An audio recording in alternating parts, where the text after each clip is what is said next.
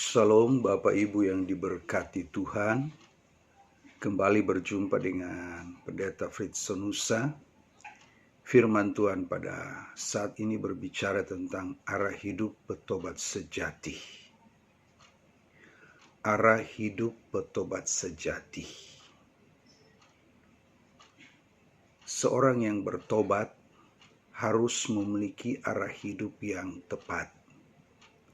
Harus memiliki satu titik fokus. Bertobat artinya balik arah. Balik arah. Kenapa harus balik arah? Karena hidupnya sudah salah arah. Hidupnya sudah salah arah. Fokus pikirannya, pola berpikirnya sudah salah arah. Sudah salah sasaran, sudah salah tujuan. Karena titik fokus dari cara berpikirnya itu sudah salah arah, salah tujuan, sehingga membuat seluruh hidupnya itu jadi gelap. Jadi gelap. Dari pikiran yang tersesat menghasilkan langkah yang tersesat. Jadi pengertian bertobat itu artinya balik arah. Balik arah dari arah yang salah, membelakangi arah yang salah, kemudian mengarahkan diri pada arah yang benar, yaitu Tuhan Yesus Kristus. Amen. Perubahan arah hidup itu terjadi ketika pikiran manusia yang rusak, tatanan pikiran manusia yang rusak, itu dibenahi, dibenarkan, ditata kembali, dimanage kembali. Itu yang disebut dengan metanoia. Pembaruan pikiran, pembaruan akal budi, pembaruan pola pikir, pembaruan pengertian. Selama kita belum balik arah tinggalkan dunia, hidup kita itu berdasarkan dengan pengertian yang diproduksi oleh dunia. Kita telah menjadi orang yang salah asuh. Kita dididik oleh dunia, diasuh oleh dunia. Oleh sebab itu cara berpikir kita betul-betul seperti orang dunia. Orang dunia yang tidak bisa menilai hal-hal yang bersifat kekal. Orang dunia yang hanya berfokus pada hal-hal yang bersifat fana dan sementara. Orang dunia yang terbuai, yang terpesona dengan akrobatik, dengan keindahan dunia ini. Sehingga membuat kemuliaan itu jadi pudar. Kemuliaan Tuhan itu pudar di pandangan mata dia. Tapi setelah dia mengalami pembaruan pikiran, justru yang jadi pudar adalah dunia. Keindahan dunia itu jadi pudar. Karena dia melihat dunia. Bukan dengan kacamata dunia, tapi dengan kacamata Allah. Bahwa kemuliaan Allah melebihi keindahan dunia ini.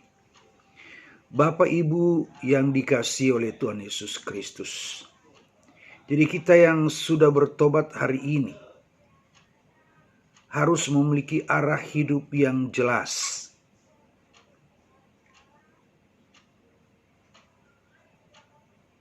Elia berkata kepada orang Israel, "Mengapa kamu bercabang hati?" Bercabang hati. Artinya apa? Mereka sudah selingkuh. Yang dulu mengasihi Tuhan Allah, setelah itu mereka mengasihi dewa-dewa yang dibawa oleh Isabel, istri dari Raja Ahab. Bercabang hati. Jadi bercabang hati itu seperti seorang suami yang sebelum dia selingkuh, hatinya itu hanya terfokus, tertuju kepada istri yang dicintai. Tetapi setelah dia selingkuh, dia kehilangan fokus. Hatinya mulai mendua, pikirannya mulai mendua, perasaannya mulai mendua. Terjadi keretakan batin antara suami dan istri. Sekalipun mereka belum pisah ranjang, Tetapi perasaan mereka mulai berpisah. Ada keretakan, ada celah dalam hubungan suami istri karena hadirnya orang ketiga. Entah itu hasil tergodanya sang istri atau hasil tergodanya sang suami. Kita tidak akan mungkin memiliki arah hidup yang jelas, yang tepat, yang memiliki sasaran yang tepat, jika kita masih mengarahkan hidup kita pada dunia. Tidak mungkin. Selama kita masih membelakangi Tuhan Yesus, kita nggak mungkin memiliki arah hidup yang jelas sebagai seorang petobat. Oleh sebab itu kita harus bertobat. Tinggalkan dunia, tinggalkan dosa, tinggalkan pesona dunia ini. Bertobat yang selama ini membelakangi Yesus, memandang dunia. Setelah bertobat kita balik arah, membelakangi dunia dan memandang Yesus. Kenapa?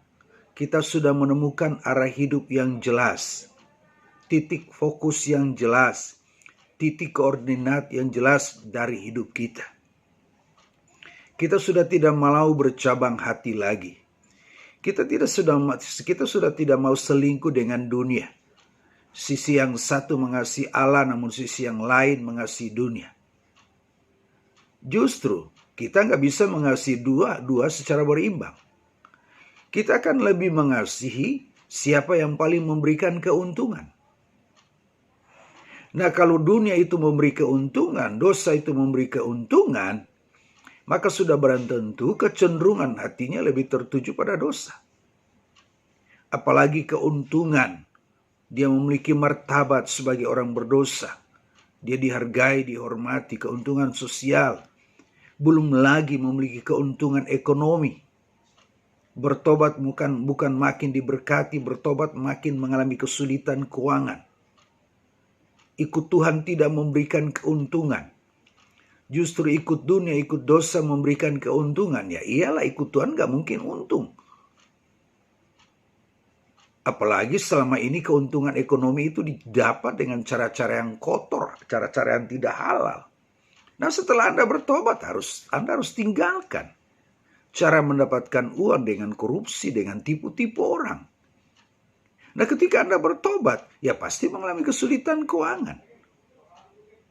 Amin.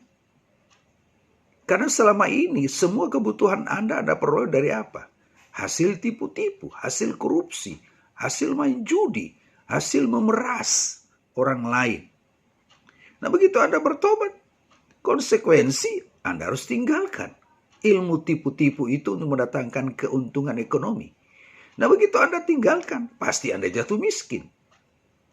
Nah, ketika Anda mengalami kesulitan keuangan, godaan lagi datang. Ikut Tuhan kok miskin, ya kembali lagi. Ikut dosa, karena dosa memberikan keuntungan ekonomi, keuntungan sosial, dipandang, dihargai oleh orang lain. Ini kan masih bercabang hati. Masih bercabang hati.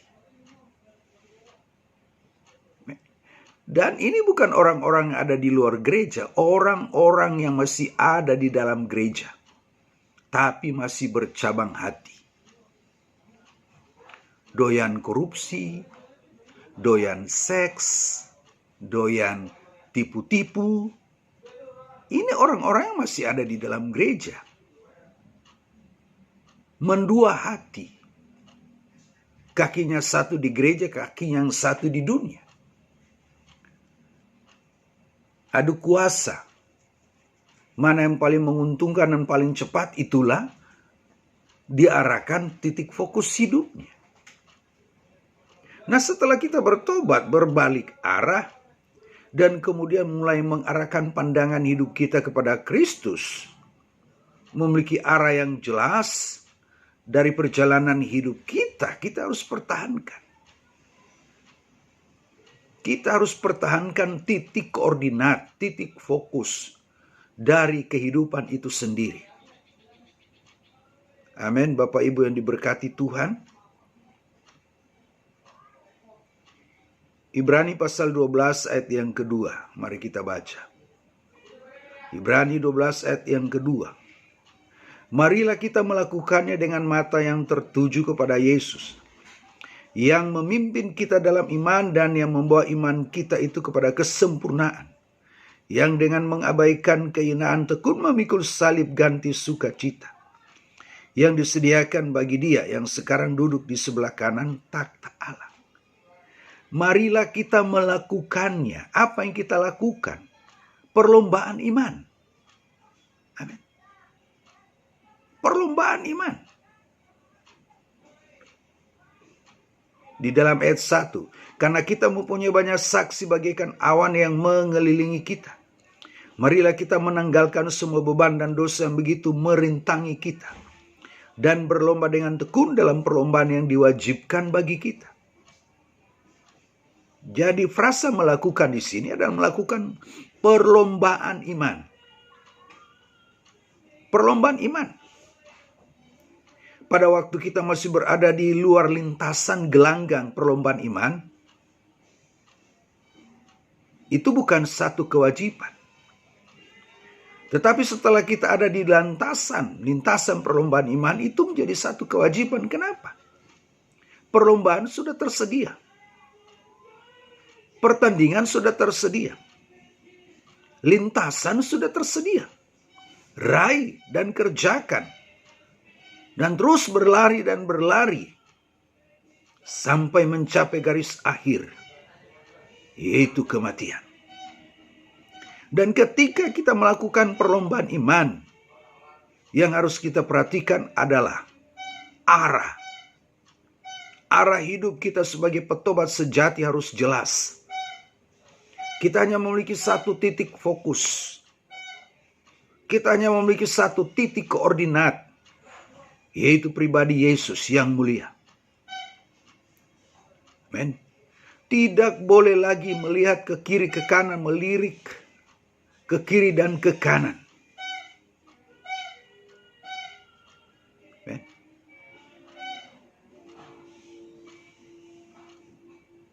Kita hanya memandang Yesus. Kita hanya memandang Yesus.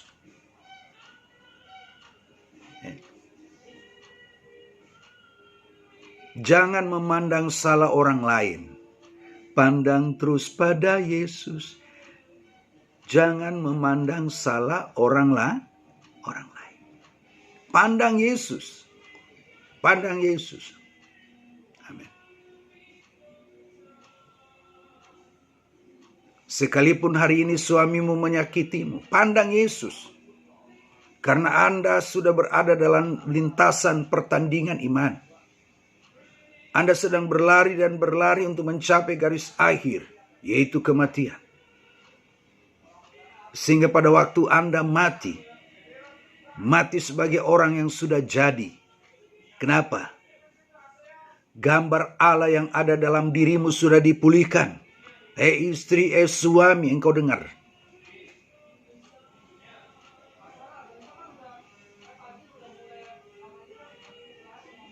Amin. Berlari dan berlari. Pandang Yesus, berlari dan berlari. Yesus sebagai titik fokus arah hidup pertobatan kita. Karena Dia penebus kita, Dia pencipta kita, Dia pemimpin iman kita.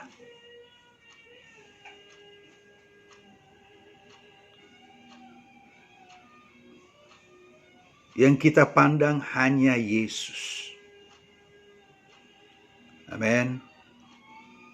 Jangan pandang salah orang lain, nanti kau lemah. Pandang Yesus, maka kau kuat, semangat. Ada energi surgawi yang mengalir dari Yesus, yang memberimu kekuatan dalam melakukan perlombaan iman. Amin. Dosa ada, tapi pandang Yesus. Pencobaan ada, pandang Yesus. Sakit penyakit ada yang mungkin akan melemahkan daya juangmu. Ketika ada dalam perlombaan iman, pandang Yesus. Kesulitan keuangan ada yang mungkin akan melemahkan imanmu. Pandang Yesus. Amin. Berbagai persoalan yang dihadapi dalam hidupmu siap menghadangmu, tapi pandang Yesus. Kenapa kita harus memandang Yesus? Sebab Ia adalah pemimpin iman kita, yang memimpin iman kita kepada kesempurnaan. Amin Bapak Ibu. Amin. Jadi jangan pandang salah orang lain, jangan pandang kelemahan suamimu, kelemahan istrimu, pandang Yesus. Karena ketika engkau pandang Yesus, ada kekuatan yang mengalir dari Tuhan Yesus, yang olehnya Anda dimampukan, disanggupkan dalam menghadapi berbagai persoalan, entah di pekerjaan, di dalam rumah tangga, sehingga Anda menjadi orang-orang yang cakap menanggung segala perkara. Bukan bebas dari segala perkara, tetapi menanggung segala perkara.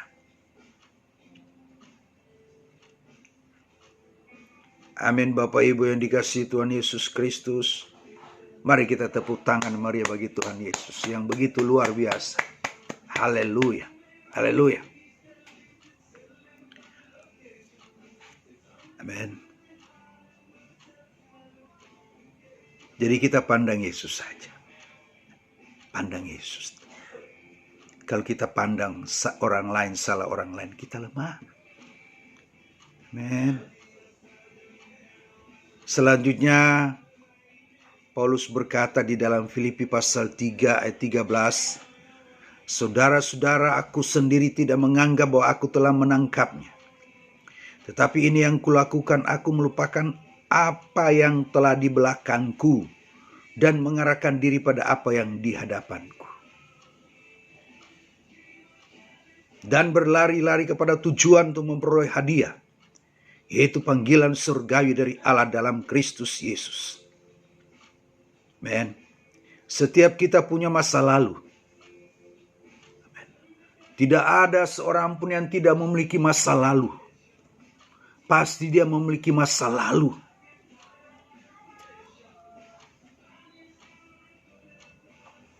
Dia memiliki masa lalu. Masa lalu yang gelap. Masa lalu yang terikat dengan kepahitan, kebencian, sakit hati, dendam. Masa lalu yang terikat dengan dosa, yang terikat dengan kuasa gelap. Punya masa lalu.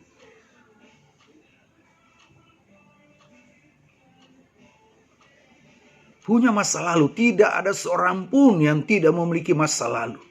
Pasti memiliki masa lalu. Amen. Tetapi yang dilakukan oleh Paulus, ia melupakan apa yang ada di belakang dia.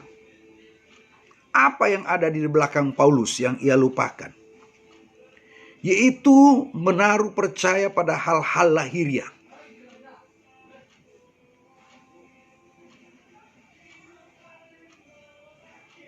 Jika ada orang lain yang menyangka dapat menaruh percaya pada hal-hal lahiriah, aku lebih lagi. Disunat pada hari ke-8 dari bangsa Israel, dari suku Benyamin, orang Ibrani asli. Tentang pendirian terhadap hukum Taurat, aku orang Farisi. Tentang kegiatan, aku penganiaya jemaat. Tentang kebenaran dalam mentaati hukum Taurat, aku tidak bercacat. Tetapi apa yang dahulu merupakan keuntungan bagiku, sekarang kau anggap rugi karena Kristus. And masa lalu dia itu memberikan keuntungan. Masa lalu yang dikatakan aku melupakan apa yang di belakangku, itu memberikan keuntungan bagi dia. Keuntungan. Keuntungan. Tetapi begitu dia mengenal Yesus, begitu dia berjumpa dengan Yesus, lebih tepatnya Yesus menjumpai dia dalam perjalanan ke Damsyik. Apa yang dia anggap berharga, bernilai, apa yang dia anggap memberikan keuntungan, dia dihormati, dihargai, disegani, Karena kesempurnaan Paulus sebagai orang Ibrani yang tidak bercacat ketika ia menaati hukum Taurat. Tetapi ketika Yesus jumpai dia dalam perjalanan ke Damsyik, semua keuntungan itu dianggap rugi. Kuanggap rugi karena Kristus. Malah segala sesuatu kuanggap rugi karena pengenalan akan Kristus Yesus Tuhanku lebih mulia dari semuanya.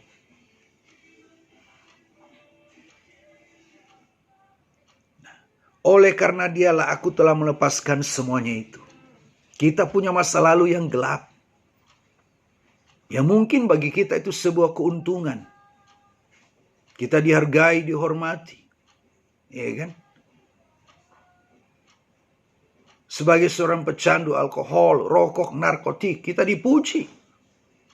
Karena bisa menghabiskan rokok berbungkus-bungkus.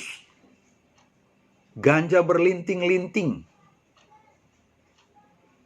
Bisa menghabiskan alkohol berbotol-botol, kita dipuji.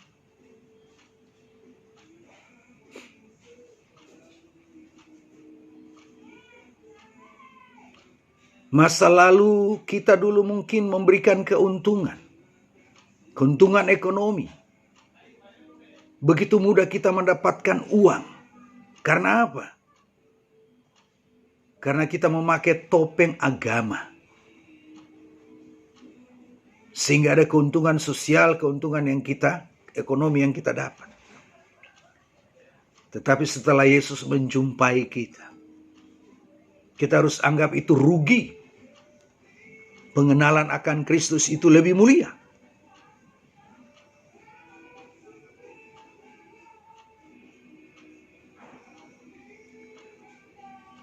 Oleh karena dialah aku telah melepaskan semuanya itu. Percaya pada hal-hal lahir yang telah dilepaskan oleh Paulus. Dan menganggapnya sampah. Kotoran hewan. Dung, kotoran hewan. Amin. Yang namanya kotoran hewan itu pasti tidak akan ada di meja makan. Tidak ada di piring. Tidak ada dalam rumah. Tidak ada di lemari makan. Pasti di tempat-tempat yang kotor. Yang ia anggap sampah ketika dia berjumpa dengan Yesus. Wah, itu mulia dan memberikan keuntungan. Tetapi setelah Paulus berjumpa dengan Yesus, dianggap sampah. Sampah. Kotoran.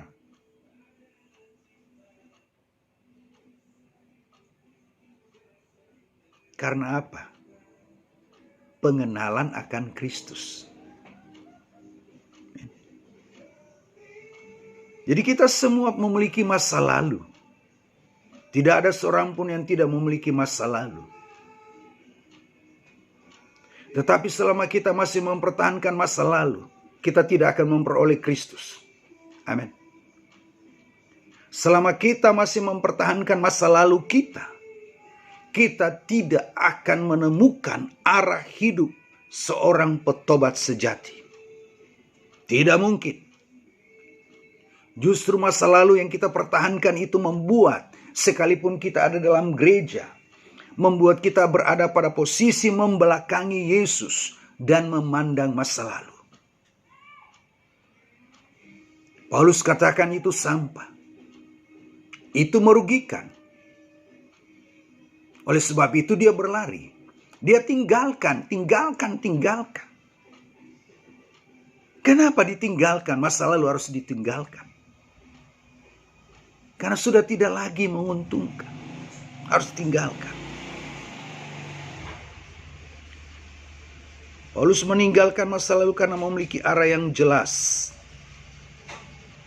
Dan berlari kepada tujuan untuk memperoleh hadiah. Yaitu panggilan surgawi dari Allah dalam Kristus Yesus. Jadi apapun masalah yang kita hadapi hari ini, tetap pandang Yesus. Amin.